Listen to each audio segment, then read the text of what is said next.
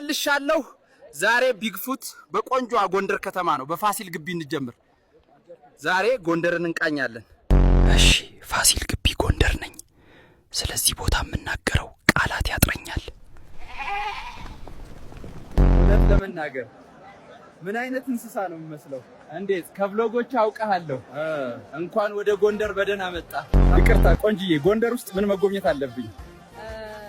ሰሜን ተራሮችና ስለጎበኙን እናመሰግናለን።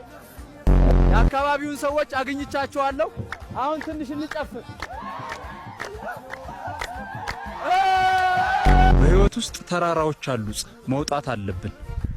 የጎንደር ሰሜን ተራሮችን ተመልከት፣ ያምራል። የጎንደር ህዝብ አመሰግናለሁ። እንደናንተ አድርጋችሁኛል። የእውነተኛ ስራና የመቋቋም ተምሳሌት ናችሁ። ቀጥሎ ወዴት ልሂድ? ሐሳባችሁን በአስተያየቶቹ ላይ ጣሉ።